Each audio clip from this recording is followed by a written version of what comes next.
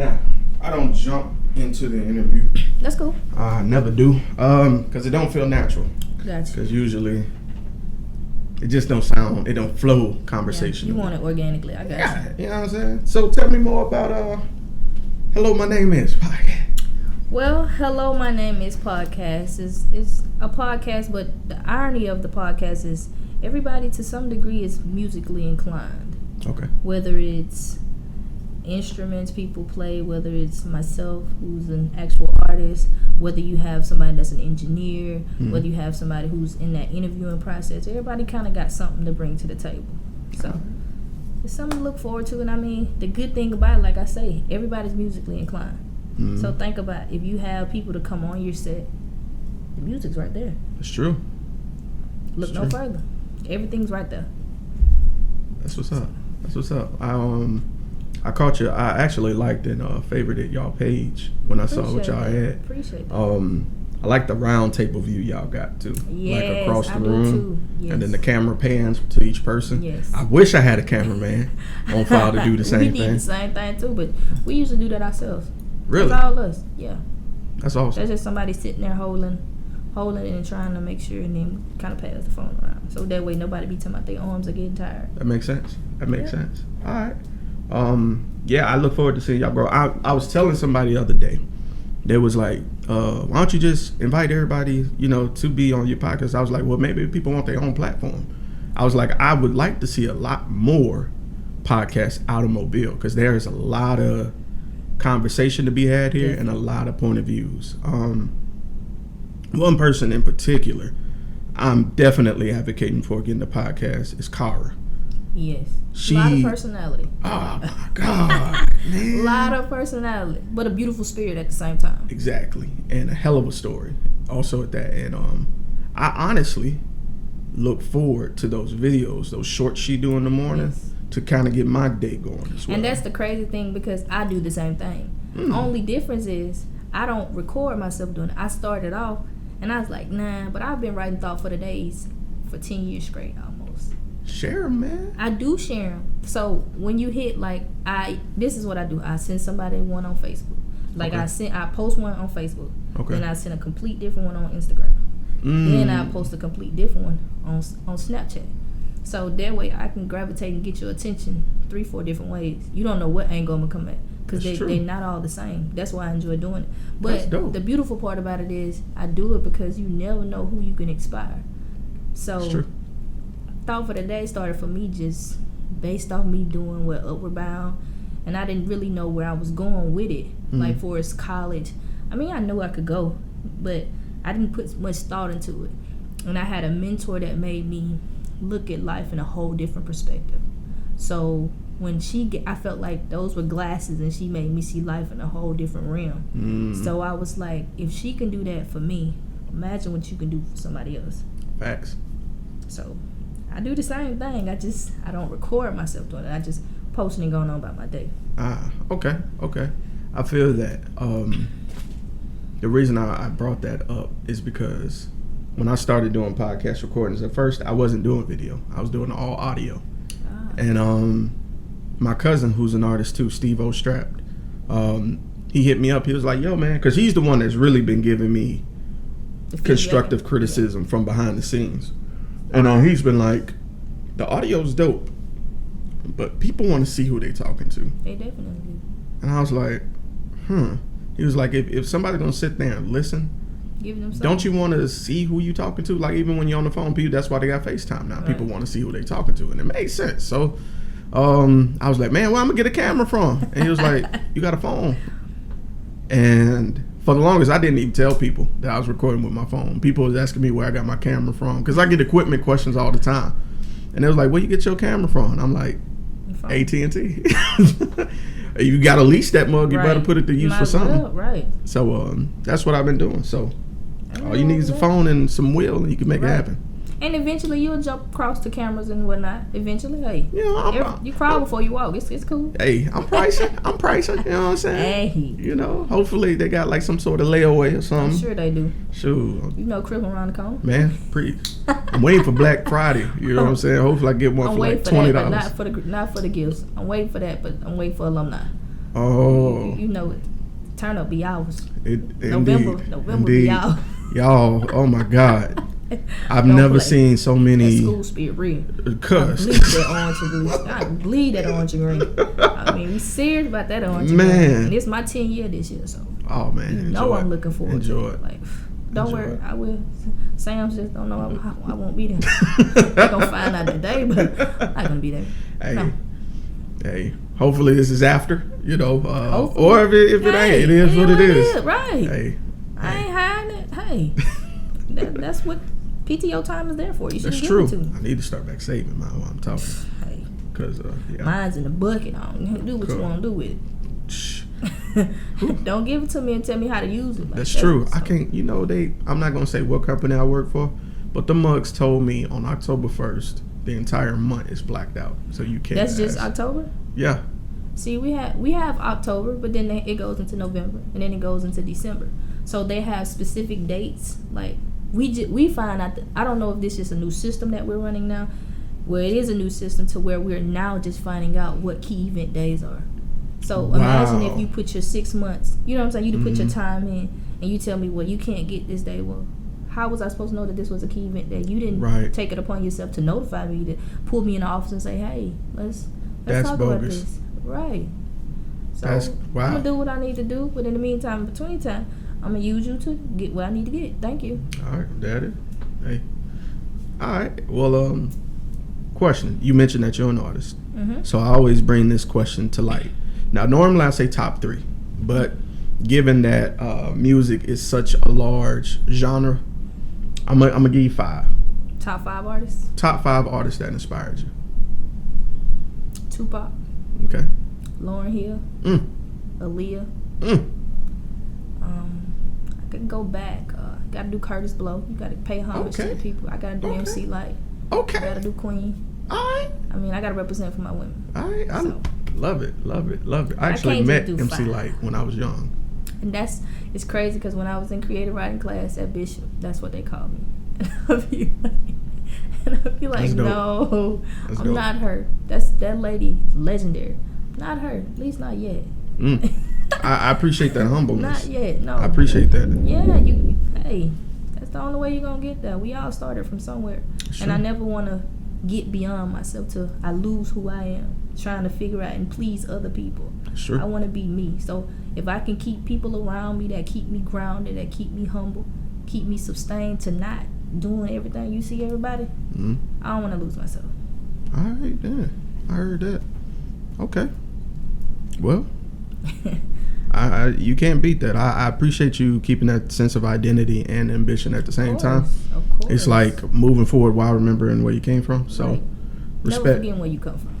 And I always be humble enough to help somebody in the past. Like, look back, and I would never make it. That's one thing I hate about Mobile. Like, it's that crab in a bucket mentality, and it's so much talent down here. It is. And it's crazy because half of the friends that I have, it's not meant purposefully for me to meet them and they do music.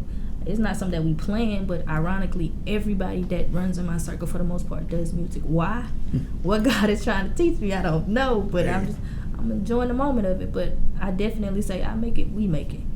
I feel bad if I make it and I don't take somebody with me. Now, granted, it may not be right away because I got to get established first, but I will come back. And I want to put Mobile on the map because it's a lot of talent here. But think about it. Who's done it? Who's left? And actually, I would be the first if I was to do that. It's true. It's one thing to talk it, but I haven't seen anybody do it. It's true. It is a little bit of I'm going to get me first type of mentality. And it's sad. Definitely. Because at the end of the day, knowledge is meant to be shared, period. You know, if you eat and someone else eat, they'll do the same. Right. And it's enough space at the table. And I look at it like this, even if we ain't friends, we ain't on the same page, it's cool. I still want you to eat, just not at the table with me. Notice I say I still want you to eat, just not with me. So it's okay for you to still do your own thing. I ain't gonna hate you, because that's blocking my blessings. That's how I look at it. So why be mad, upset, and bitter with you? And you around here, whoop-de-whoop, ain't bothering you. I'm the one messed about it, so no. That does make sense. They out here living life and you better. Right. And where's that getting me? Yeah, nowhere. And they're Facts. prospering. And I'm still in a dream, right? Right. Still dreaming.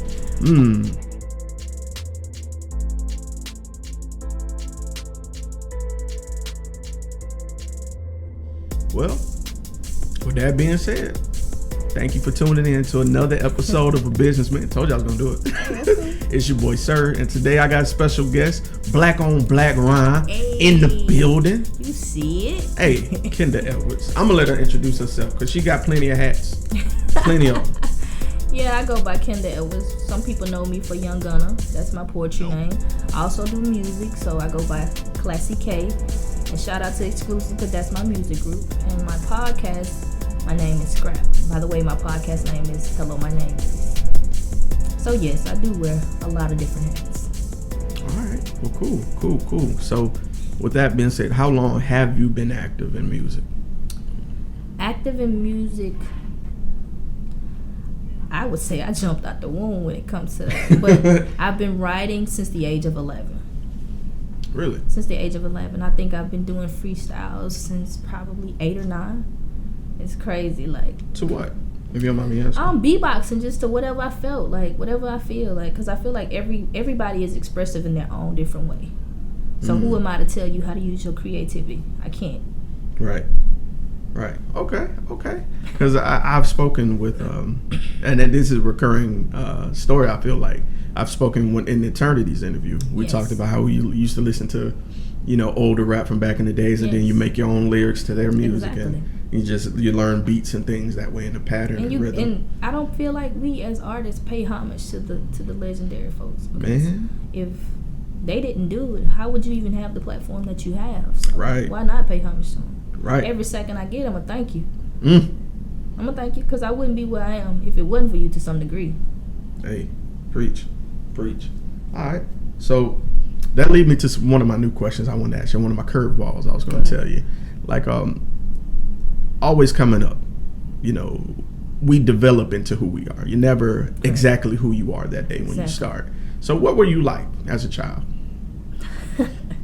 Not much has changed as a child. I would always be into something.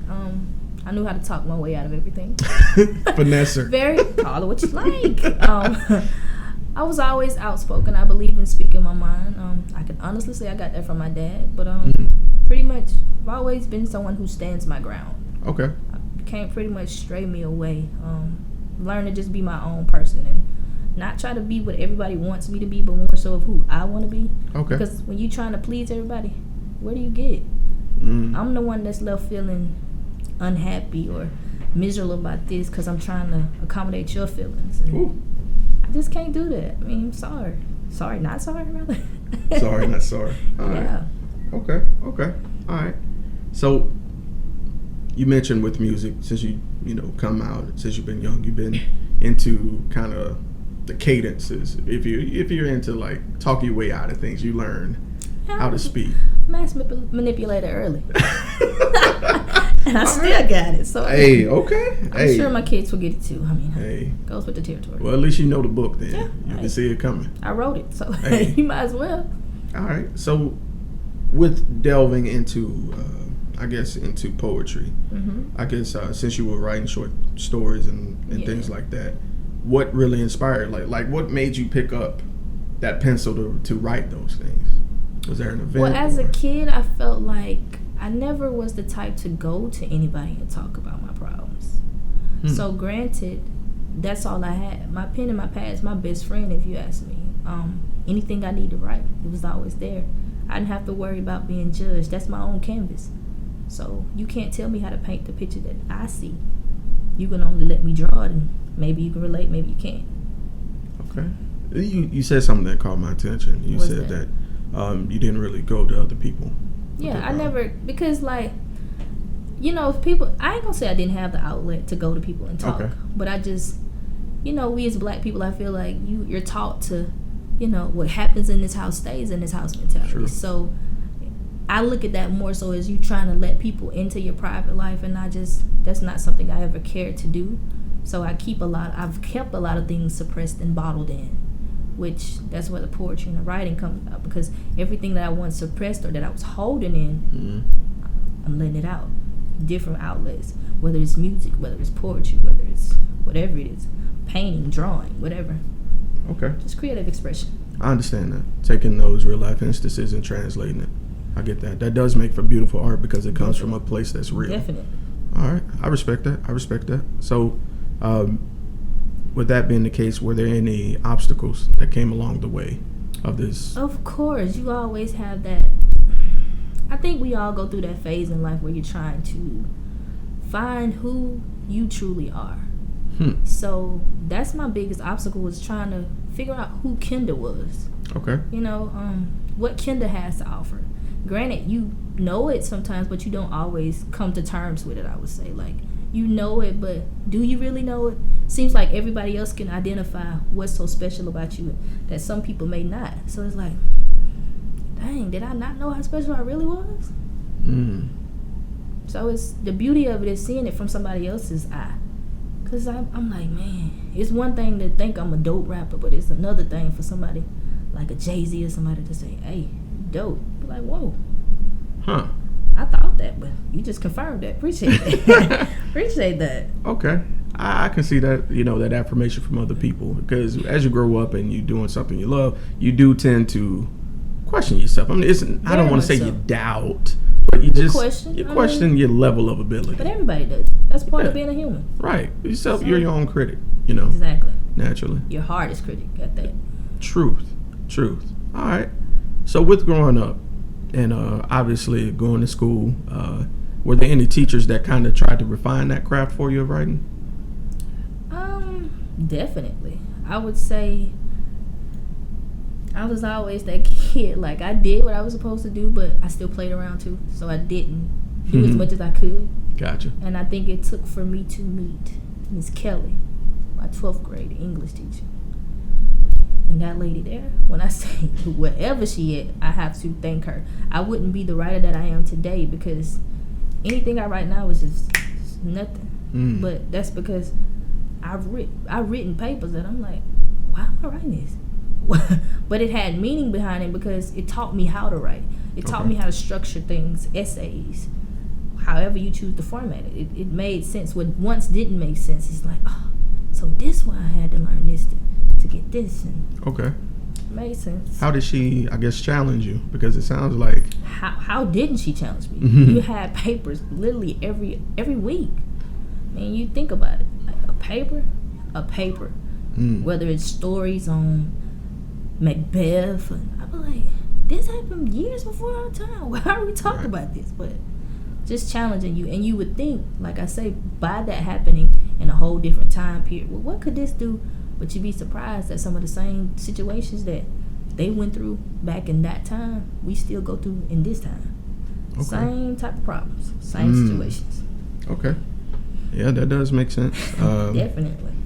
Because you're right. I guess the teacher that did make the biggest influence on me was my high school English teacher. It's funny you say that. And because... Yeah, English. Yeah, it was. And that is my favorite subject, consequently. It has to be.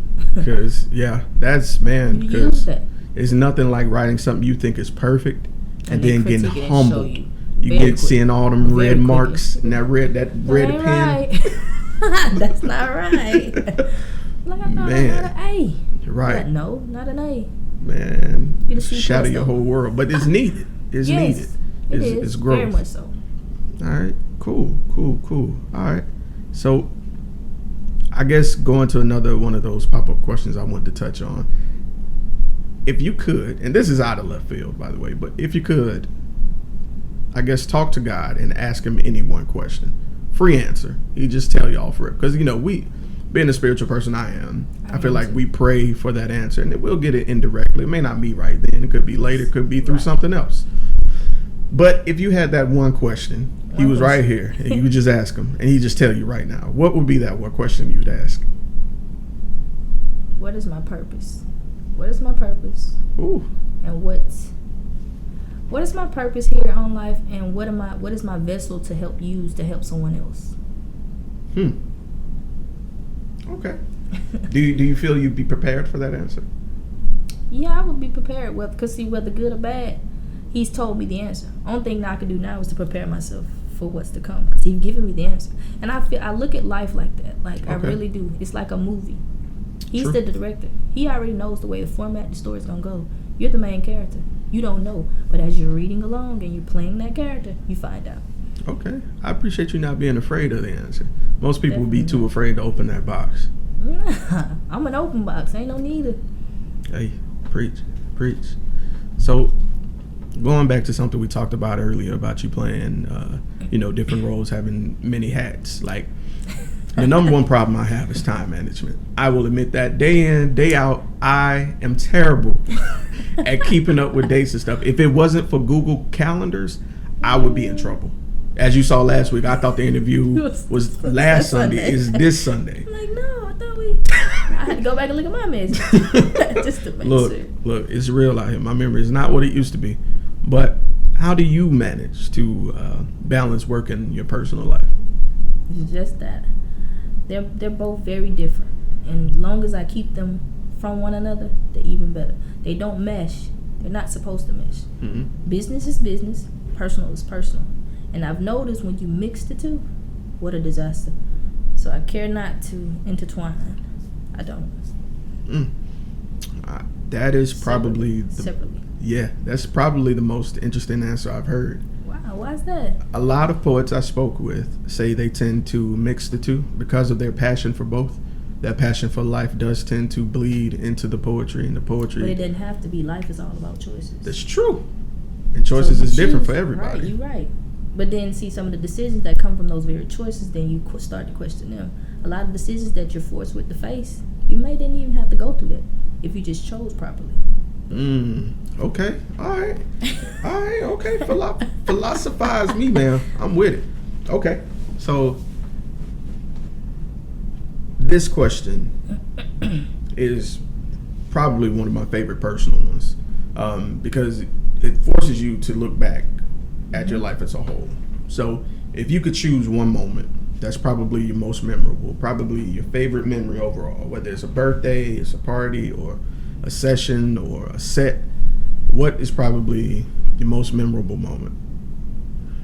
My most memorable moment? Poetry-wise, or you just mean life? Period. In life, I would have to say graduating. Elaborate. I say graduating college for me easily because it's one thing to graduate from high school. I look at that more so as I did that for my parents. But then when I graduate college, that's an accomplishment that I did for me. No one can take that from me, either degree, but college is more meaningful to me because I can honestly look back and say, I did that. I didn't have anybody holding my hand. Mom, them take you to school and everything. Well, when you hit college, there's nobody. Yeah. When people say you can get it how you live, you figure it out. In college, they mean that. Mm-hmm. So I would definitely say college, graduating college. Okay. And I plan to do that again. All right. Got to. I respect that. What was your major? My major at the time it was nursing, but really? Then I changed. I lost one of my oldest aunts. I was like this close from getting ready to apply for the program and everything, and I think it kind of. That's crazy.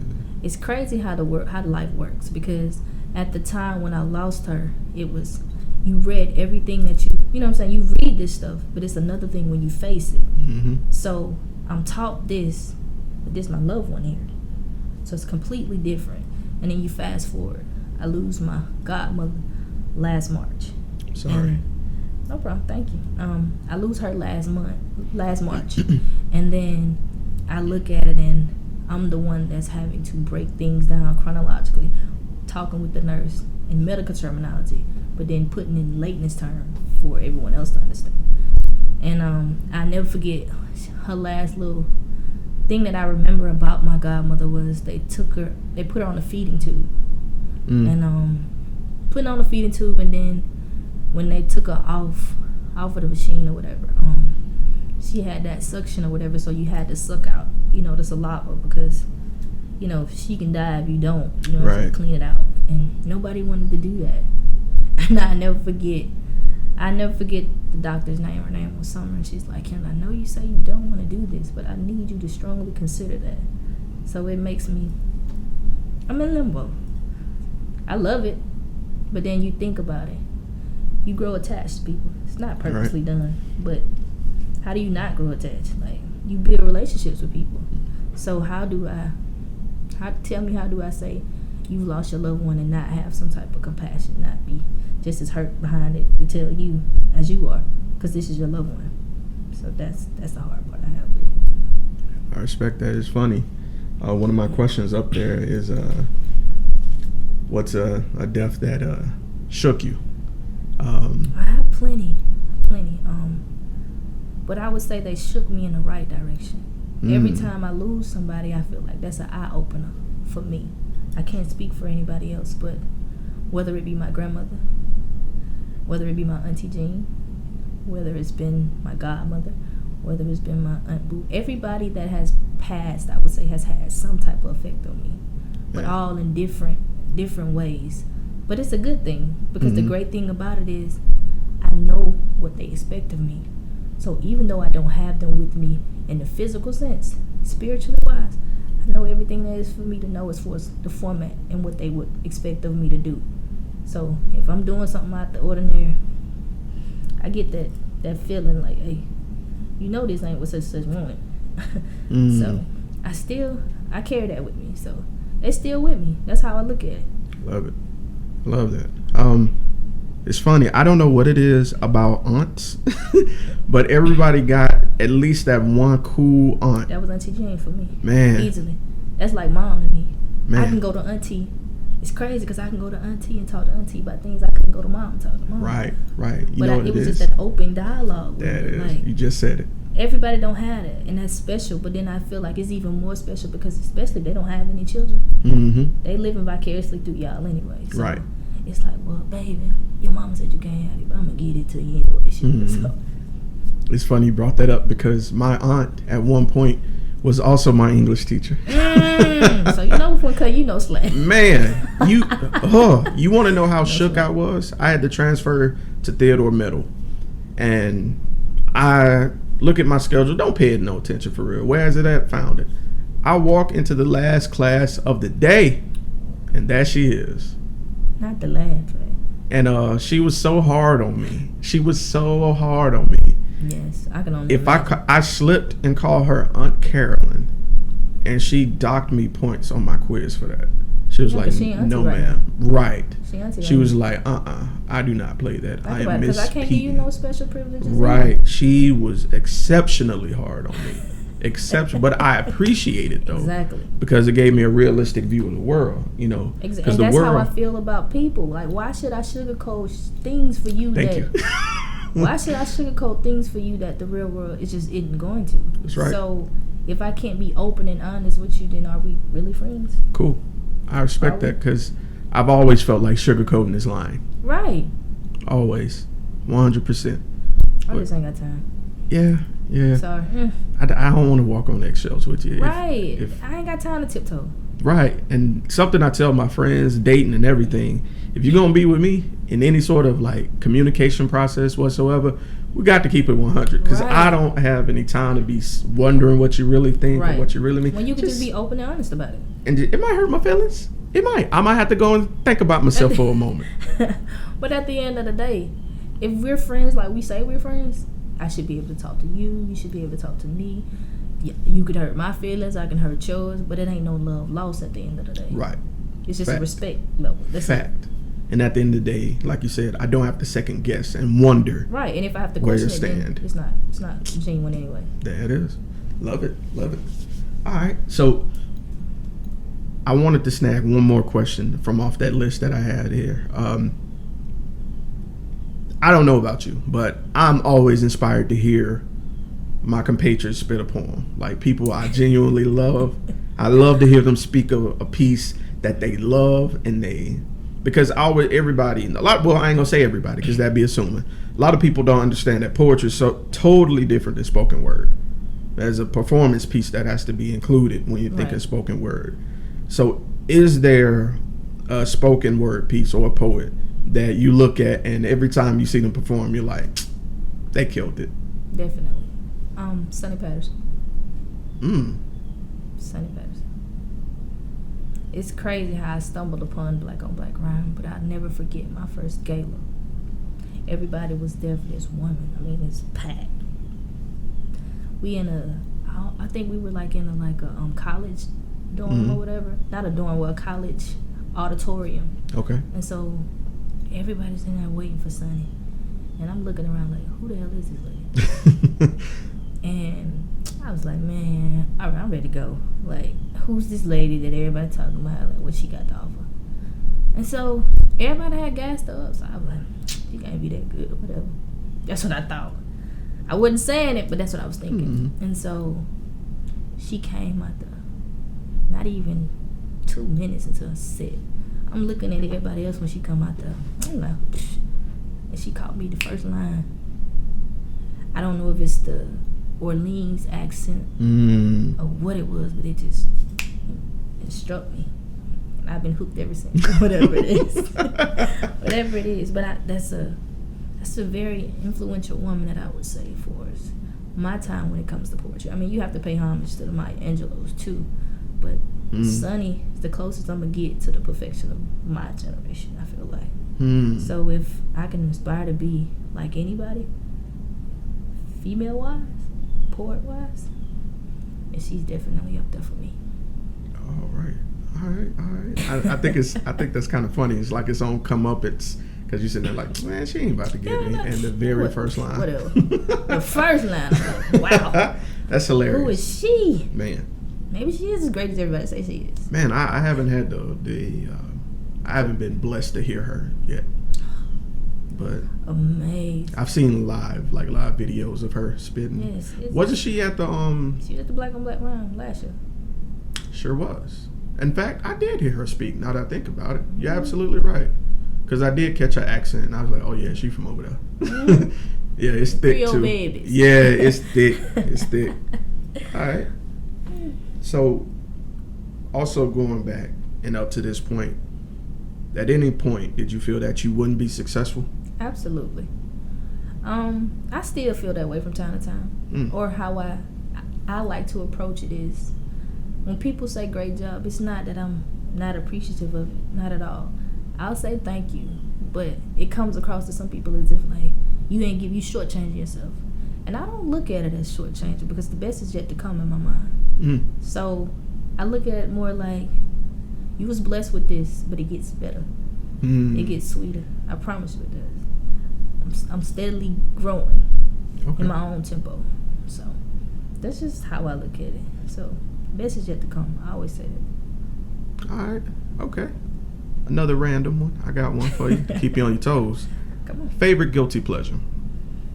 Favorite guilty pleasure? Candy.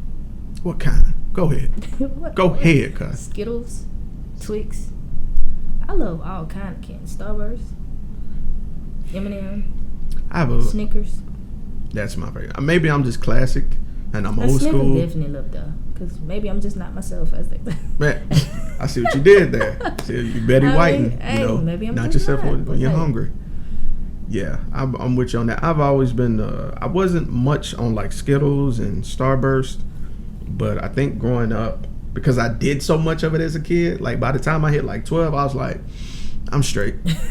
Like, I used to do ring pops. What was the kind of candy you had, like a little thing and you could dip it, you lick like it, like a sucker, and then it dip it in the powder. I can't think of what it's called, but I know exactly what you're talking about. That I used to get that almost every day. And do you remember when Faygos used to come in the glass bottle? Yes. Them. We still sell those. What?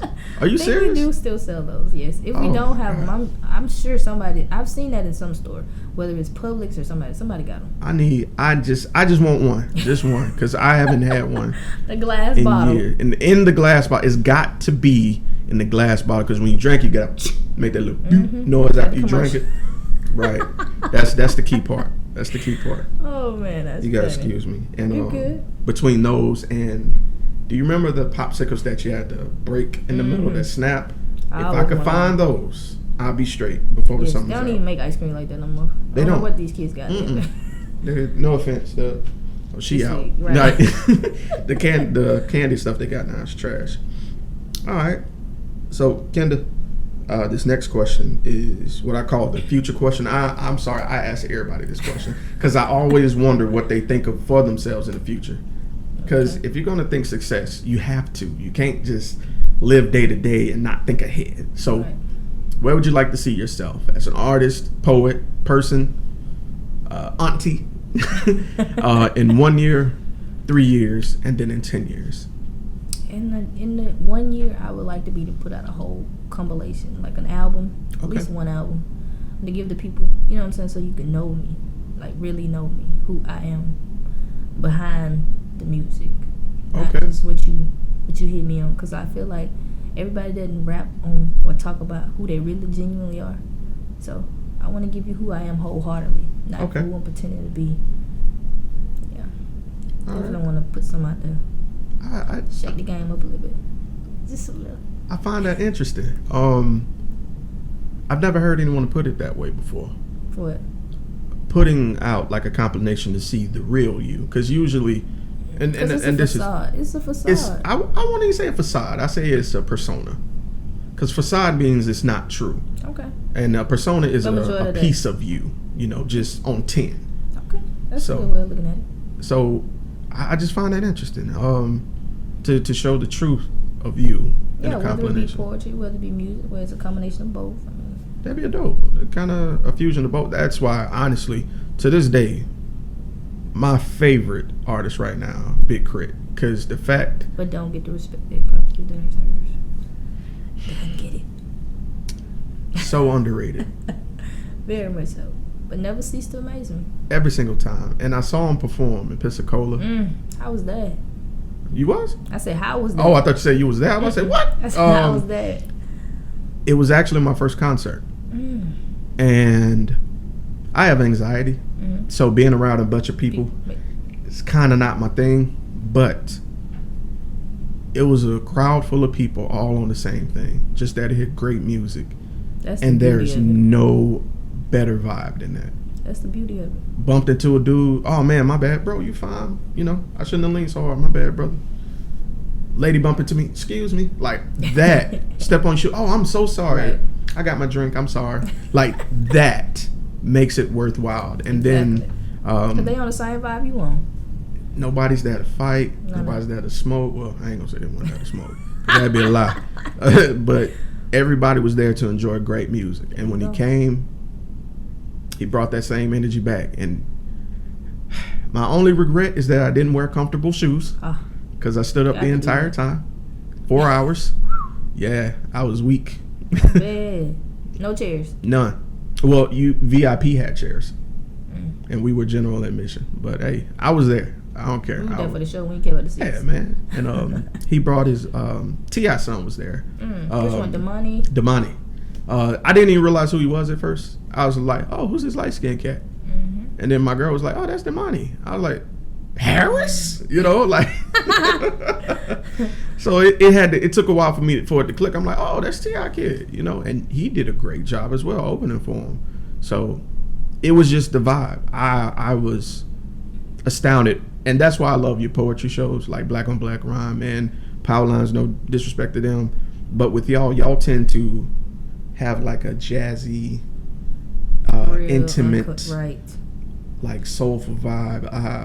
I think about my first experience with you guys was like, I think September, October last year at Architecture with Miss Latasha's spot. And I fell in love with y'all, man. I was like, when the next show? A month. I was hurt. But man, I hate I missed y'all last night. I really did. That's the good one, but hey, there's always more. I'll be at the next one. Every second Saturday of the month. It's fine. I'm gonna be there. So that brings me to another one of my odd questions. Go ahead. Now this one's a deep one. Now, nobody's gonna be here forever, right? One day we will perish, and it's all about the legacy you leave behind. As far as your family and friends, who do you think, if you had to choose, is going to be the one to cry at your funeral And who's going to be that person, that one, that's going to actually laugh at the funeral?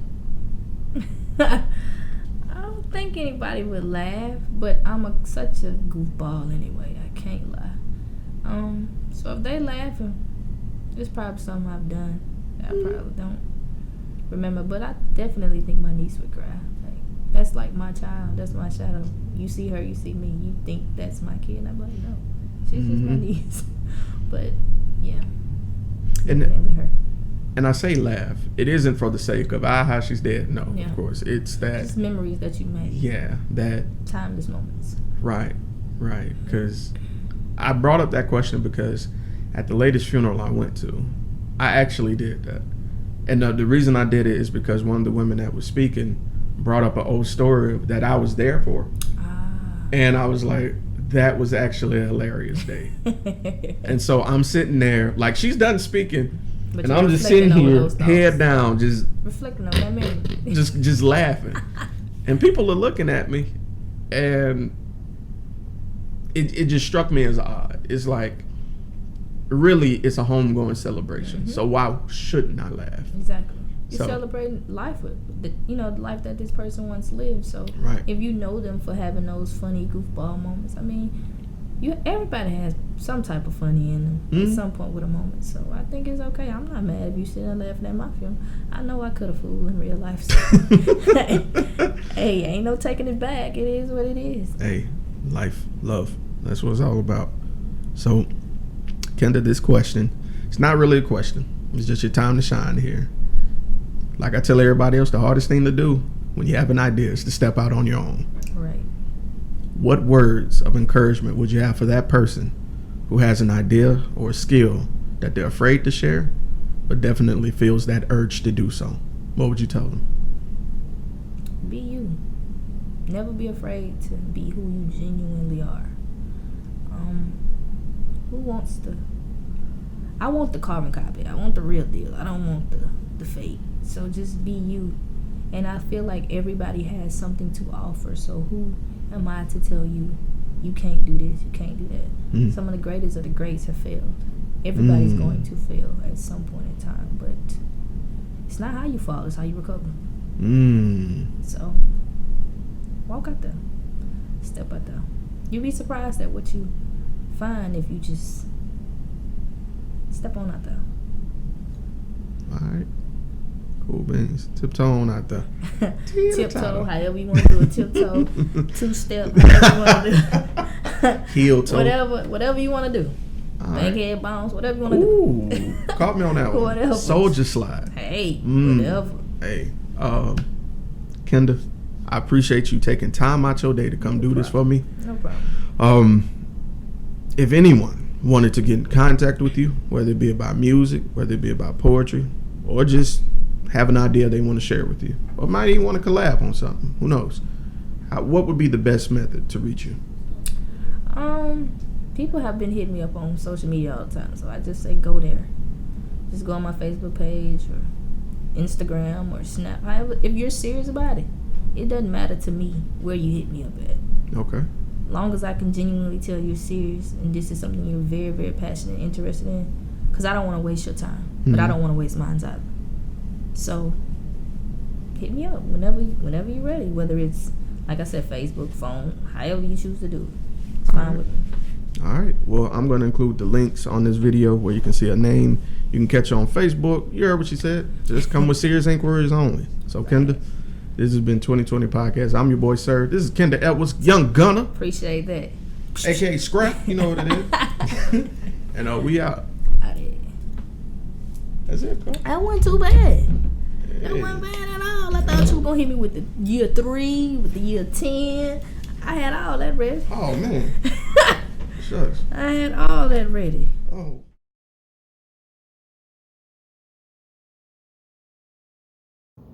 What we got, Kenda? What we got? We got so many. I feel like I'm in the library in my head. Okay. Bow down. We are nothing shorter than greatness. What you are witnessing can't be mistaken. From 1999 to 2019 has been nothing shorter than history in the making. We are the best poetry troupe in the game. Competition won't be replacing. You see, our poetry so clever, we tend to leave y'all ass shook up something like the weather. It is unfortunate for my haters because, well, hey, we still getting better. Now, as we stand blow for blow, I'm talking toe for toe with our opponents. We constantly tell each other, hey, poet, go on, rise to the moment. You see, we come to get a gang back what it's been missing. And I don't know if y'all know, but we some honorable poets that damn sure deserve to be mentioned. Now, I don't know what kind of poetry shows y'all have been to, but you see, this true. We ain't no average ass poetry true. So go ahead, sit back and kick off your shoes, cause like evening news, we about to get y'all ass the blues. Hey. There you go. Alright. I had to go back. Let me hear what that sounds like. I agree with you wholeheartedly on that. I wouldn't even be in the podcast I'm in if it wasn't for. Did I mention that? Like, my podcast is my choir director. What? My choir director at Bishop. I call her my musical hummingbird, and I say that in the sense of, that was beautiful, by the way. That's what I call her, my musical hummingbird, and I say that in the sense because she made me realize I have so much to offer, whether it's music, everything, every aspect. There are layers to me, and I gave that lady hell. I really did. I told her son that when he interviewed me. I was like, he's like, man, my mama loves you. I said, bro, I ain't even finna lie to you. I gave your mama hell, but I only gave her hell because everything that she was trying to teach me and instill in me, I knew it was for the betterment of me. I didn't want it. I didn't want it because I was running from it. And I think I laugh now because look how things shape. She's gone back to New Jersey. Now her kids are down here. And ironically, I get to do this podcast because Fred had came to me and he was like, well, you know, my mom had suggested you. And I was like, she did? He was like, yeah. And we went out to dinner and everything, just talking about the podcast. He's kind of interviewing me in the process to see if I'm even worthy. Did I have the credentials and whatnot? And I told her I would go. Like, I didn't have a problem with it. And we talked and we laughed. And he was like, Kenda, I can see why my mama love you. And I was like, yeah, but I didn't see that at the beginning. Your mom came with that up front. And I feel like I shitted on her. So, as I always tell her, any success that I have, we have. Because she made me see myself deeper than what I saw myself. Whether it be musically, writings. I took creative writing because she suggested it. You took that too, huh? She suggested that at Bishop. I wasn't going to do that. But I was writing so much. Everything I write, I give it to her. She be the first person to read it. Damn, my friends. I give it to her. And I give it to her because she's a music. She knows. Like, so everything I'm writing, I'm giving it to her. That's my baby. And I'm sharing my work with you. And so that's what made me say I do creative writing. And then it just blossomed into so much more. But from the beginning, I gave her so much hell. Because I was like, man. That's why I'm a little rebellious one. But I'm a Sour Patch Kid. But eventually, like I say, start off sour. Yes, but I'm so sweet. They sweet. Like I wouldn't be.